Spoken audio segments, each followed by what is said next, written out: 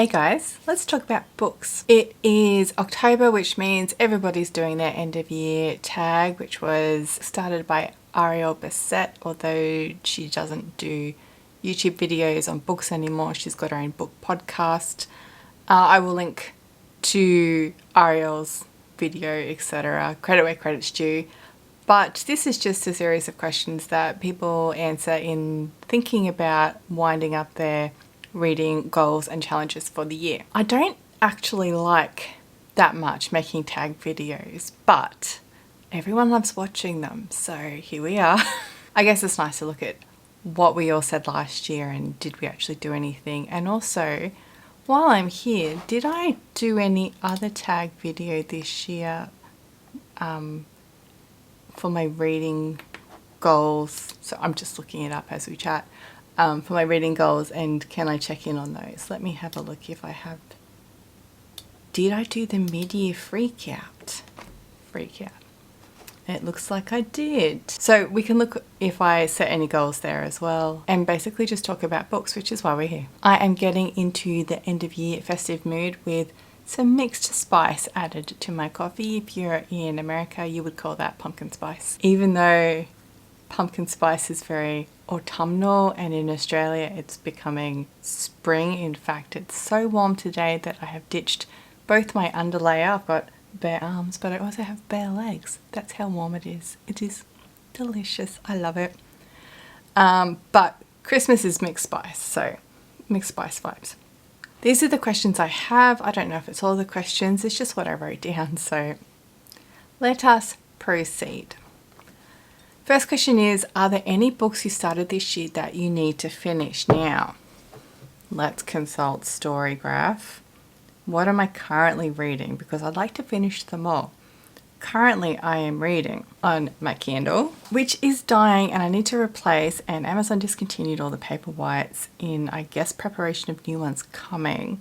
But please tell me if you have a Kindle Scribe and is it worth the money? I missed the Prime Day deal again.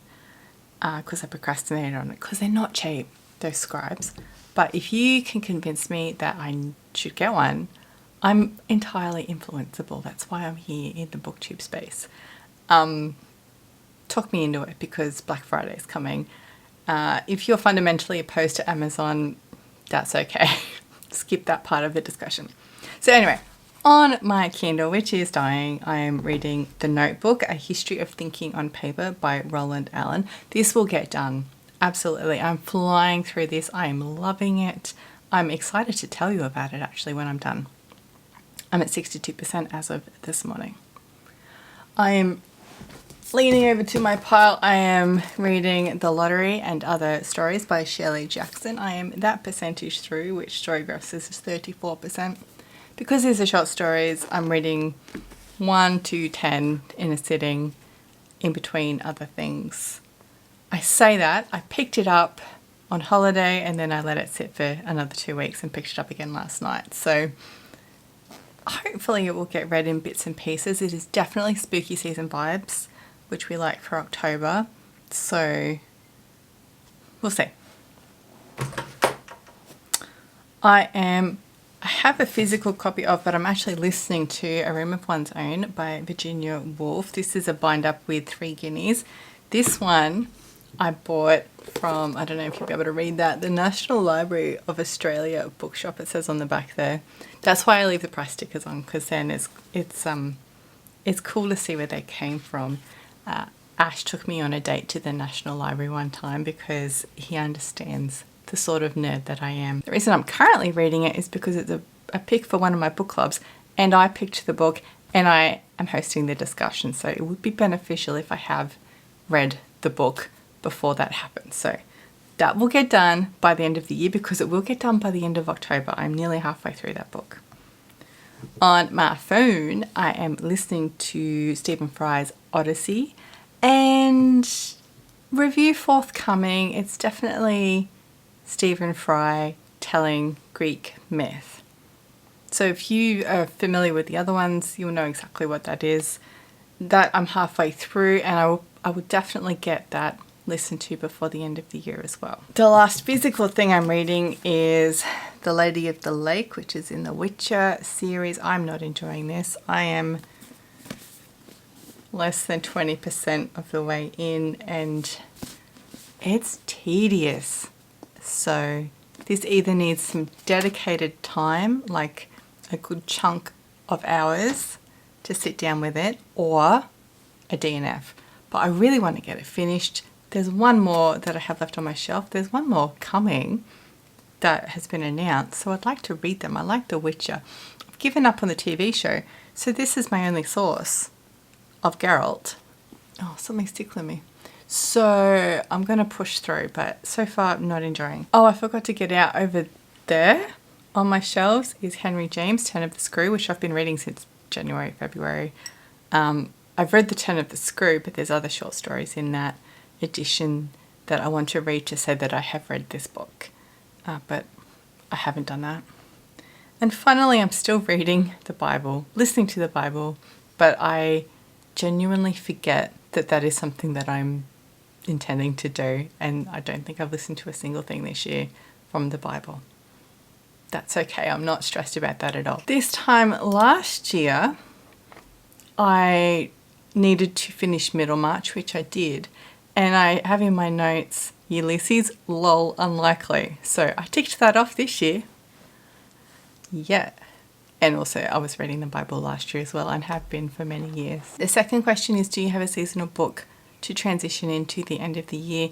I don't like summer books because they're fun, they're light-hearted, they're whimsical. That's not my style at all. I don't like fun.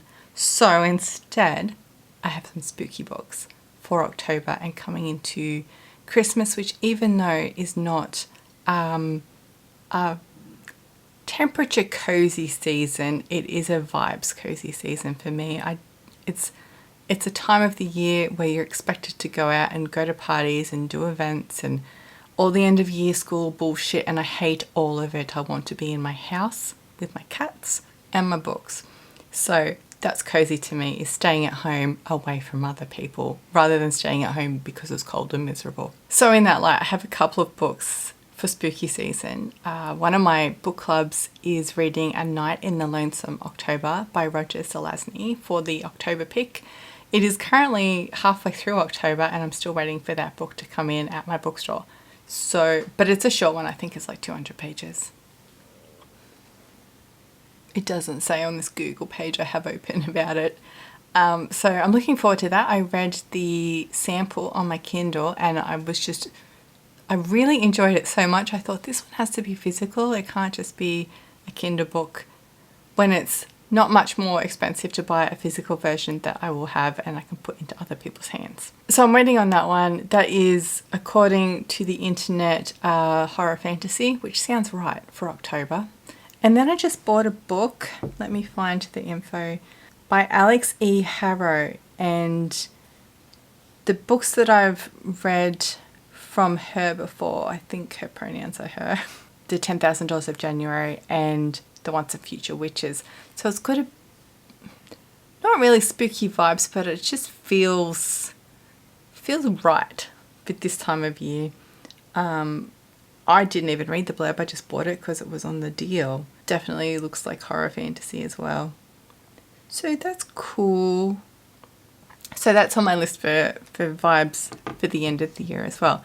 End of the year vibes for me is often epic fantasy, and that's because Brandon Sanderson releases books at the end of the year, which put that thought on pause. Last year I said exactly the same thing. I don't enjoy whimsy. I like Christmas vibes. Maybe cozy Cadfile reads. Yes, maybe cozy Cadfile reads are the way to go over Christmas. Last year I suggested maybe I would try A Psalm for the Wild Built by Becky Chambers. It's definitely cozy, but it's any time of the year cozy, not specifically Christmas cozy or summer cozy. Last year I was waiting for a couple of new releases. I was waiting for Shadow Baron by Davinia Evans. I'm friends with Davinia and she sent me the arc of her first book, which I read and enjoyed. I did buy Shadow Baron. I did start Shadow Baron and I DNF'd it. I was just not in the mood, and so I didn't want to keep going and give my friend's book a low rating when I could just not read it. You know what I mean? I should probably do that for more books and be a bit more generous. But anyway, her third book in her trilogy, I can't remember what the book is called. The trilogy is called The Burnished City, I think. The third one is coming out soon. I want to say November, December this year. So if you are interested, that whole trilogy will be complete at the end of the year.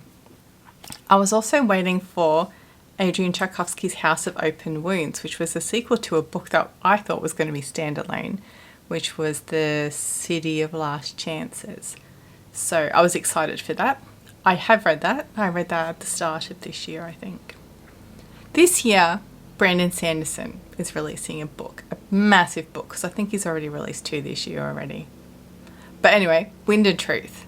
The 5th book of the Stormlight Archive is coming out in December 6th, and I have pre-ordered that in 3 different formats because I'm like that. So Christmas reading for me is going to be Wind and Truth, because there's no way I'm going to read that in only 3 weeks.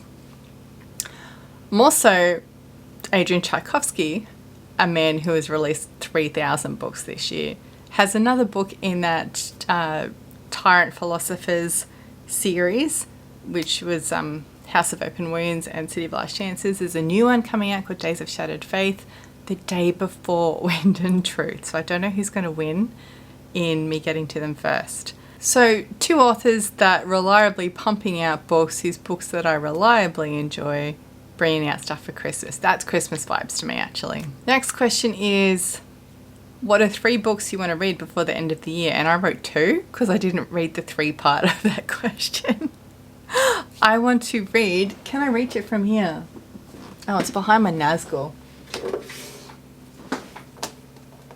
Oh, I want to read Portable Magic by Emma Smith by the end of the year. I bought this last year, actually, and I'm really keen to read it. But physical books are not the one for bedtime, although this text is really huge. Look at that. I could probably manage that in bed if I had a light. So anyway, I definitely want to read Portable Magic. We will see. And also on this... Oh, things are falling down. Also, I want to have Wind and Truth read by the end of the year. I don't think that will be a problem. And then a 3rd book, let me think off the top of my head.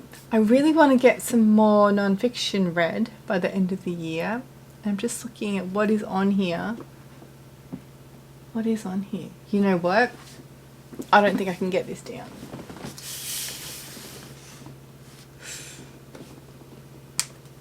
I want the hardcover edition of Christopher de Hamel's next book, which is called The Posthumous... I don't know. I got an email about it this week.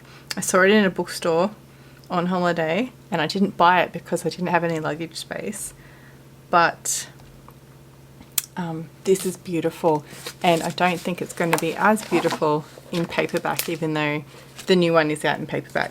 So anyway, this is Meetings with Remarkable Manuscripts by Christopher de Hamel, and I've had this for a long time and I have not read it because she not going to be read by the end of the year. This is, oh hang on, if I look, 600 pages roughly. Oh, the pages are beautiful. Look at that typesetting.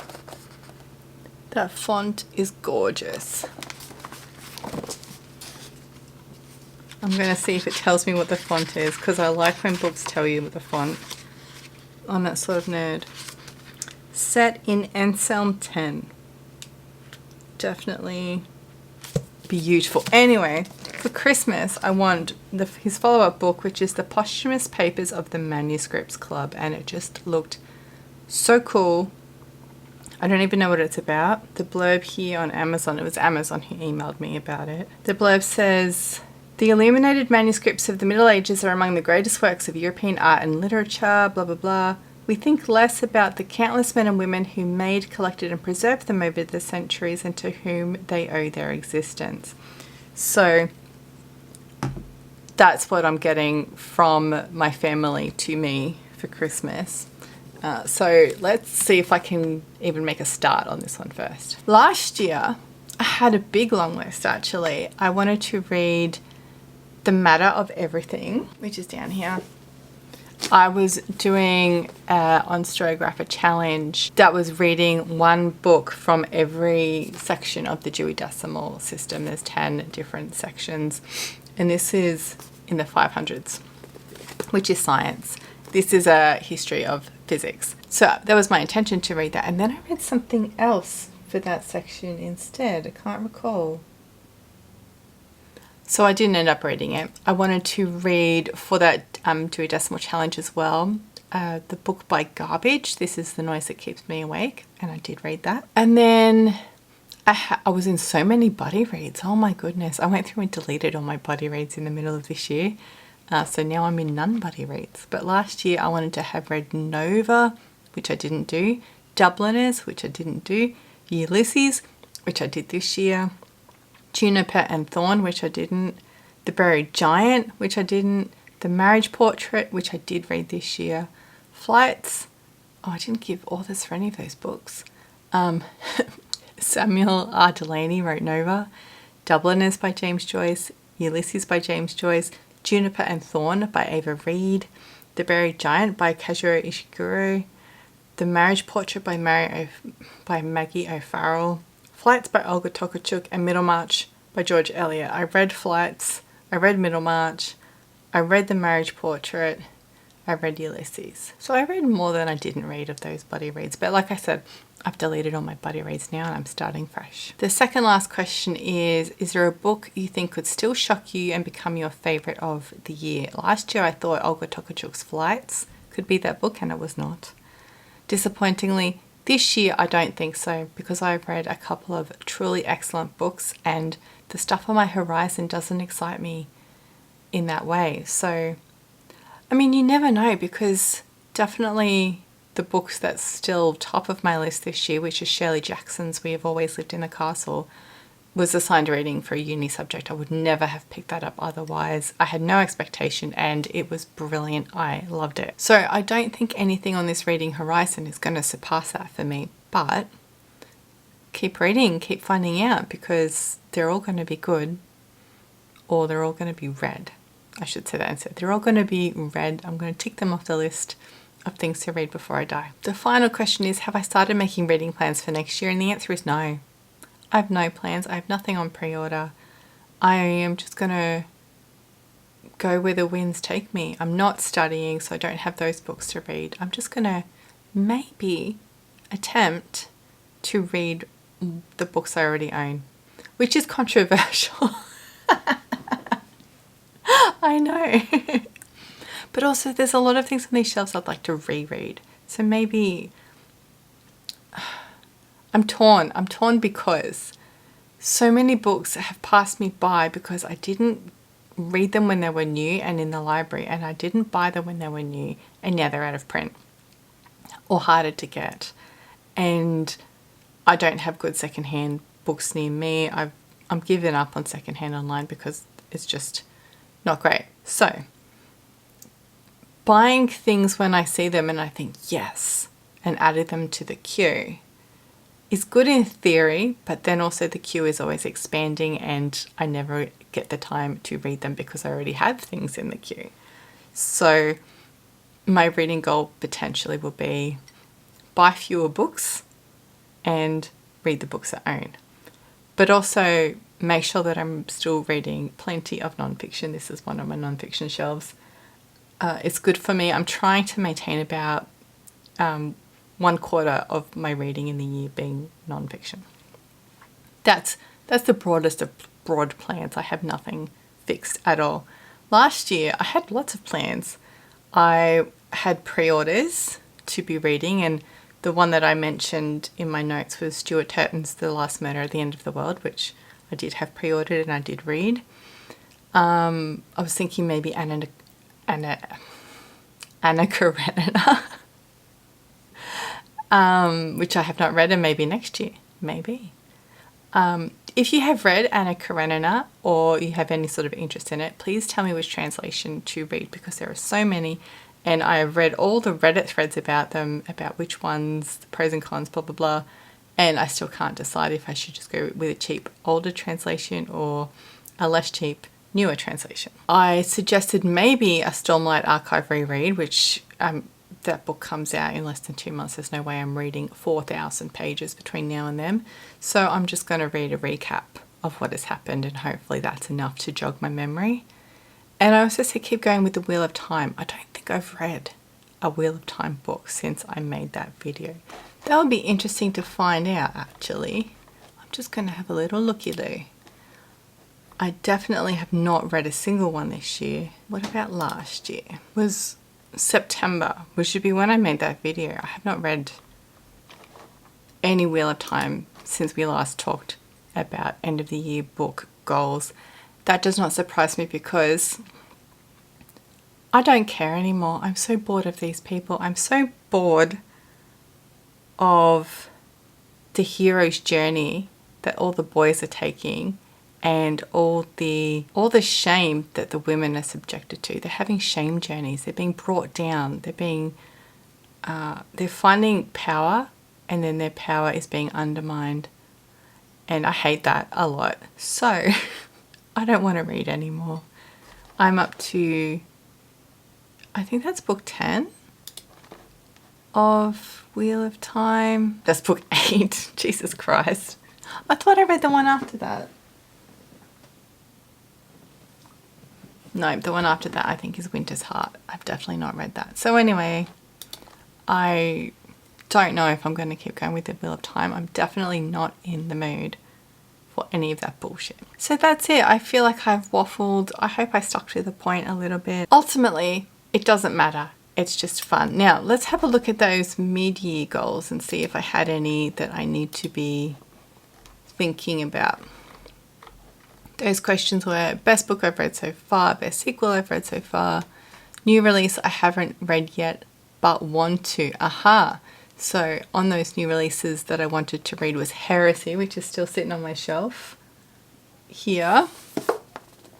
Heresy by Catherine Nixie, who I discovered this week or last week is the daughter of a former monk and a former nun, which adds a little bit of spicy backstory to her as a person. I wanted to read Service Model by Adrian Tchaikovsky, which I bought. It's in the pile down there.